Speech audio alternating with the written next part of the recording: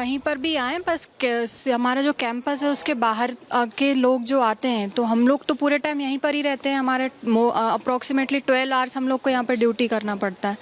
तो हम जब शाम में यहाँ से जाते हैं तो अनसेफ तो हम लोग महसूस करते हैं। डर का माहौल जो इंसिडेंट हुआ है आरजीकर मेडिकल कॉलेज से वो बना हुआ है। देखिए, आरजीकर मेडिकल कॉलेज में जो घटना हुई है उसके बाद से हम जो चाहते हैं कि माहौल सुधरे। जो गतिविधि अभी यहाँ पे होती है, जो अवैध तरीके से लोग बाहरी लोगों का यहाँ आना जाना व्यर्थ बिना किसी काम के, वो भी हमारे लिए किसी खतरा बन सकता है।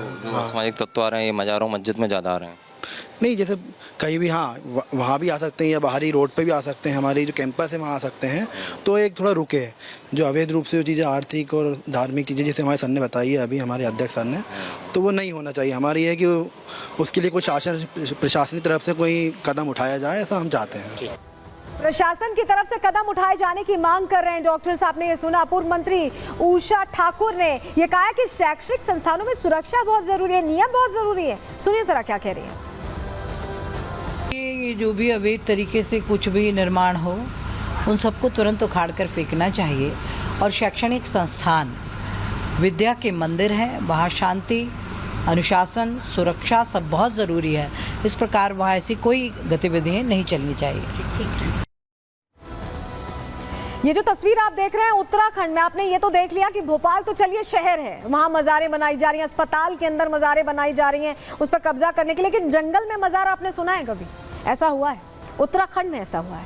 लैंड जिहाद की साजिश से उत्तराखंड बहुत प्रभावित हुआ। वन भूमि, जी हाँ, जो फॉरेस्ट रिजर्व है वहां पर इस तरह का निर्माण किया गया। उत्तराखंड में 5000 धर्मस्थल पंजीकृत हैं, वक्फ बोर्ड का यह कहना है।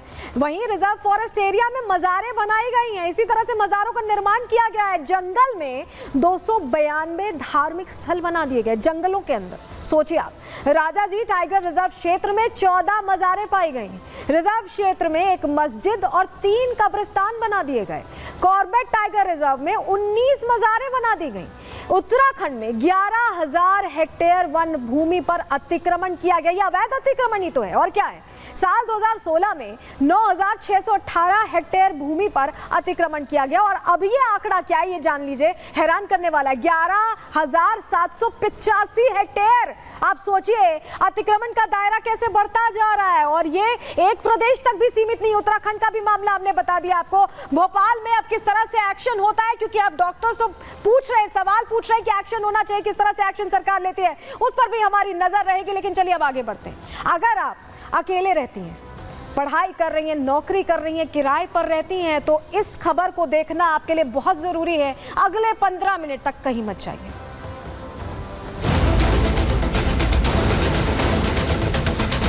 मैंने चेक किया रूम में, वॉशरूम में, तो वहाँ कैमरा था। कनेक्टिंग डिवाइस चेक किया तो फिर पता चला कि वो ये मेरा मोबाइल ही है। उस पर IT एक्ट लगाया जाए, क्योंकि किसी का जीवन खराब कर देना, और सिर्फ धारा 77 नहीं है, वो सिर्फ 1 साल का उसे सज़ा हो, ये कोई न्याय नहीं है।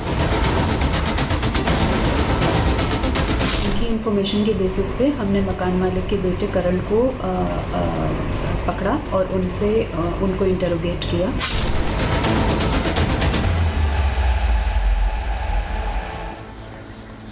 अमूमन छोटे शहरों से लड़कियां निकलती हैं पढ़ाई करने बाहर या नौकरी करने बाहर, किराए का मकान लेती हैं, विश्वास करती हैं और रहती हैं उस मकान में ये सोचकर कि वो जो अपने सपनों की दुनिया है उसे बुनने जा रही हैं। लेकिन इन्हीं सपनों पर कुछ हैं जिनकी नज़र है। जी हाँ, वो हर चीज़ स्कैन कर रहे हैं। आपका पर्सनल डॉक्यूमेंट हो, आपकी सोशल वेबसाइट्स हो, हर चीज़ स्कैन कर रहे हैं। और यहाँ तक कि जहाँ आप रह रहे हैं उसे भी नहीं बख्श रहे, वहाँ पर भी इनकी नज़र है। और हैरानी की बात यह है कि ये आप हम जैसे लोगों के बीच आराम से रहते हैं। इनको पहचानना इतना आसान नहीं। तो अब आपको बताने वाले हैं कि इनकी पहचान आप कैसे करें, खुद को सुरक्षित कैसे करें, क्योंकि ये बहुत ज़रूरी है। जब आप बाहर निकलते हैं तो बहुत सारी चीज़ें सोच कर निकलते हैं। आप नौकरी कर रहे होते हैं, पढ़ाई कर रहे होते हैं, तैयारी कर रहे होते हैं। ऐसा ही कुछ हुआ है।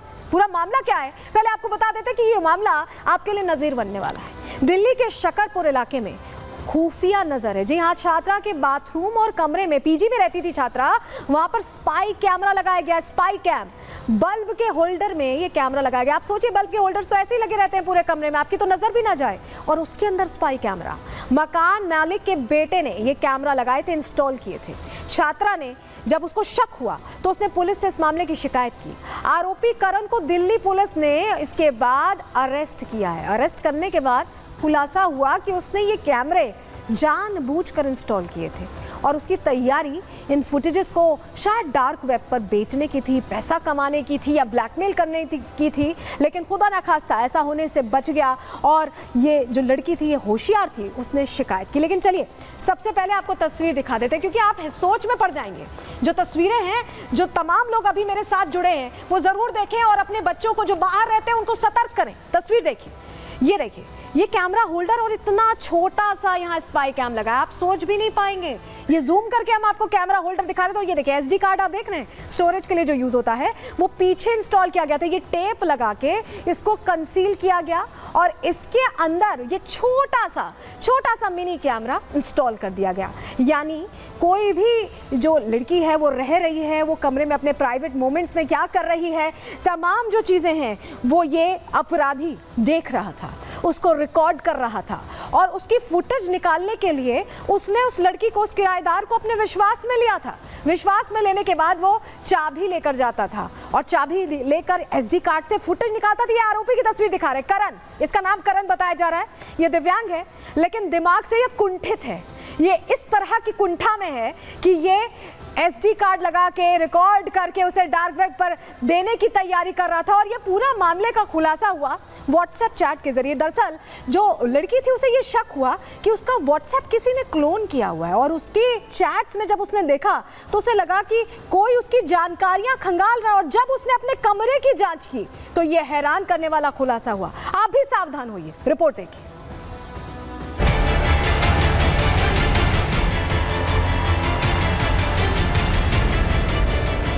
अगर आप एक महिला तो सावधान, अगर आप एक किराए के कमरे में रहती हैं तो सावधान, अगर आप अपने परिवार से दूर रहती हैं तो सावधान, अगर आप अपने मकान मालिक पर भरोसा करती हैं तो सावधान, क्योंकि राजधानी दिल्ली में जरा सी लापरवाही करना आपको भारी पड़ सकता है। अगर आपने किसी पर आंख मूंद कर भरोसा किया तो हो सकता है वो आपकी प्राइवेसी में सेंध लगा दे। क्योंकि दिल्ली के शकरपुर इलाके में यूपीएससी की तैयारी कर रही एक छात्रा के साथ ऐसी ही अनहोनी हुई है।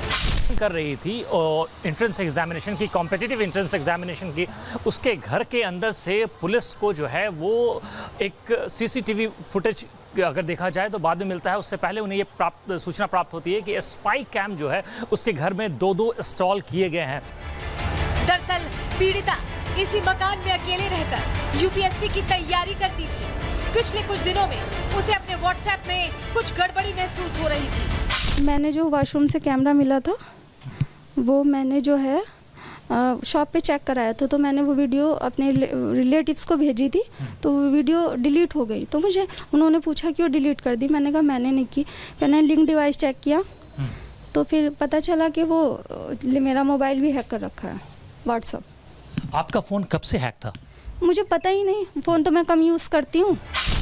आरोपी करण भी प्रतियोगी परीक्षाओं की तैयारी करता था लेकिन कभी भी पास नहीं हो सका, क्योंकि उसके दिमाग में साजिश और अश्लीलता ने घर कर लिया था। अपनी गंदी आदतों के चलते ही उसने पीड़िता के कमरे में स्पाई कैमरा लगाया और कैमरे की फीड निकालने के लिए बार बार छात्रा से कमरे की चाबी मांगता था। मैं 3 महीने पहले घर गई थी तो मैं इन्हें की दे के गई थी। मैं जाते हैं सबसे ही ले लेते हैं कि मुझसे नहीं, तो मैं 3 महीने से फिर घर ही नहीं गई, क्योंकि नेक्स्ट मंथ एग्ज़ाम है। तो उसे ये कैमराज उतारने का या चिप निकालने का होल्डर में से टाइम ही नहीं मिला। मैंने उसे रूम में ही आने नहीं दिया। जब मैं रूम से कहीं जाती ही नहीं तो उसे ये मौका नहीं मिल पाया। उससे पहले मैंने चेक कर लिया, फिर मैंने पुलिस में कंप्लेंट कर दी। छात्रा को जब अपने कमरे में स्पाई कैम की मौजूदगी का पता चला तो उसके होश फाख्ता हो गए। वो अपना कल संवारने के लिए दिन रात मेहनत कर रही थी, लेकिन इस दरिंदे ने उसके सपनों में सेंध लगा दी। क्योंकि अभी मैंने सबको वहाँ जिस जगह से मैं हूँ, मैंने वहाँ किसी को नहीं पता इसलिए बस मैं अपने पेपर तक यहाँ रुकी हुई हूँ और फिर मैं यहाँ से चली जाऊँगी।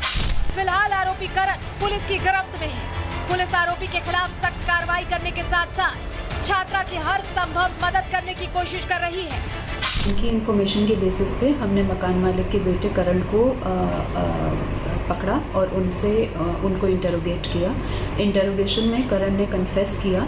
लेडी के शक के आधार पर और करण के कन्फेशन के बेसिस पे हमने करण को अरेस्ट कर लिया और इस केस को वर्कआउट कर दिया। ऐसे में अगर आप भी अपने घर से बाहर रहकर पढ़ाई या नौकरी कर रही हैं तो आपको भी सावधान रहने की जरूरत है। Bureau report, Republic Bharat.